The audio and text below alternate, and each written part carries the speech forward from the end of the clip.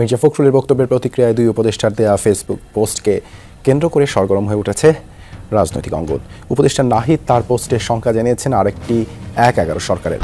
যুদ্ধোপযোগী এবং আধুনিক প্রযুক্তির যে কোনো প্রয়োজনীয় যুদ্ধাস্ত্র সরঞ্জাম যোগান দেওয়ার ব্যাপারে আমি সর্বদা সচেষ্ট থাকব। সেনা শাসন আসতেছে অথবা জরুরি অবস্থা জারি হইতেছে বাংলাদেশে। শেষমেশ হয়তো সেনা শাসনই আসবে অথবা জরুরি অবস্থা ঘোষণা।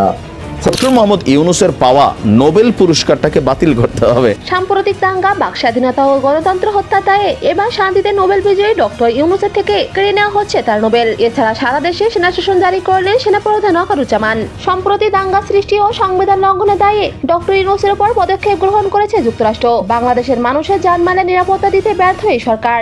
এছাড়া দেশে চলমান পরিস্থিতি অল্প সময়ে নিয়ন্ত্রণে না আসলে দ্রুতই সেনা শাসন জারি করবেন সেনাপ্রধান ওয়াকারুজ্জামান, এমনই এক তথ্য জানিয়েছেন উপদেষ্টা নাহিদ ইসলাম।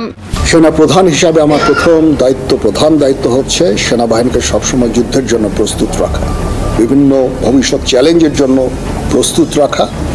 সেই কাজটাই ইনশাআল্লাহ আমি করে যাব। বর্তমানে রাজনৈতিক দল ও উপদেষ্টাদের বিরোধিতা চরম পর্যায়ে পৌঁছেছে, যার প্রেক্ষিতে ১/১১ সরকার গঠনের জন্য জোরদার দাবি জানিয়েছেন বিএনপি। নাহিদ লিখেছেন, বিএনপি মহাসচিবের নিরপেক্ষ সরকারের দাবি মূলত আরেকটা ১/১১ সরকার গঠনের ইঙ্গিত বহন করে।